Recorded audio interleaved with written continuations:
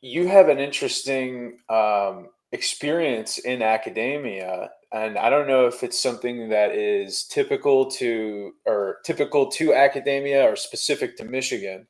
But talk a little bit about how Ross evolved into entrepreneurship for you, and a little bit about the program that you are or were a part of. And forgive me for not being completely sure there, and whether or not it's like ubiquitous or if it's Michigan specific. Yeah, so my background is going to be like very embedded within Michigan, the University of Michigan. But my first experience with an actual entrepreneurial company then was after I had gotten this exposure at Ross through the Zell-Lurie Institute, which is like the entrepreneurship center for Ross.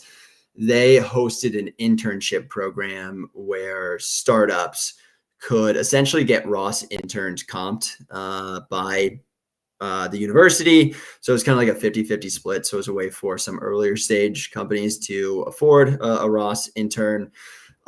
So I functionally just applied to every startup that was part of that program and ended up having a good fit with this company called Esperion Therapeutics, which is a biotech company based here in Ann Arbor.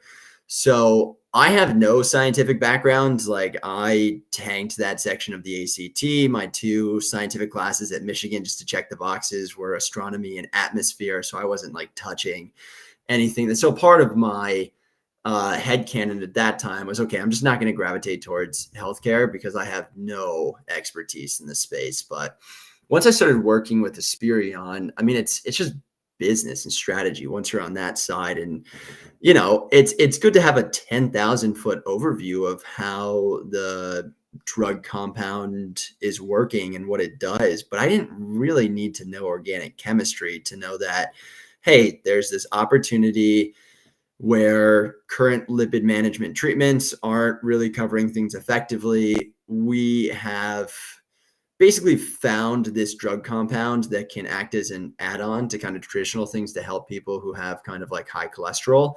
Where that's, it's pretty basic, right? It's you don't really need to know the mechanisms of why that's happening when your side's more on the finance and kind of strategic runway side of things. So that was, I thought, really interesting and got to kind of show me this was a company that, at this point had like raised, it was, called a startup, but it was hundreds of millions of dollars, or at least tens of millions, and IPO'd and, gotten all this funding because particularly within drug development, you just do need so much funding and resources to get things through this clinical trial process. But it was a company that had never made a sale, right? Because they're Oh, we lost them. Oh, am I their back? entire no, it's all good. Their entire operations to date. Yeah, had been developing this drug compound, right? Because the thing with pharmaceuticals is just once you get it to market, once you're with the FDA, then you're just really good to go. So that was just an interesting exposure because it was, hey, the company itself is more about taking this technology and validating it and proving it out. And it's not so much of like, unit margin business where it's not like you're selling a product and it's like, okay, what are our fixed costs, what are our variable costs, like how do we do this, it was really just How much like, does the cheese cost? yeah, it was basically like, if we get this to market, like there will be a basically like $1 billion annual opportunity right away. So it was really interesting to me, and this was a company that had an affiliation with University of Michigan Research. I really enjoyed the people. I really enjoyed the effort. And it was, a technology that was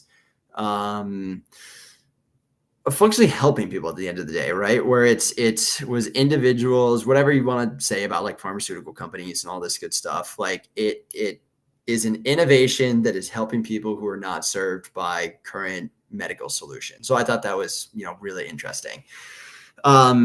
So I went back found this leadership development program through Michigan Medicine, which was kind of interesting because it just popped up within recent years. They only took 2 analysts per year, and the idea was you rotate to 4 different environments within the health system over a couple of years.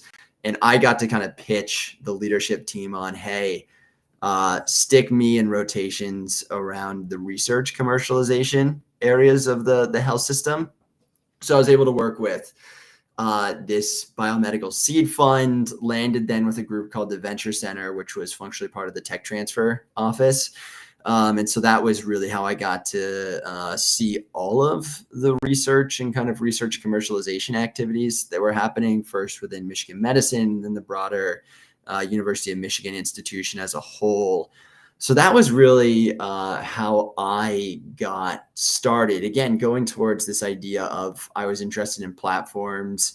This was, again, an area where I could kind of learn a bunch, see a bunch, and, not commit really yet, right? Because I was just kind of doing a little bit of work for 100 different research spinouts out of Michigan while figuring out like what I wanted to do next.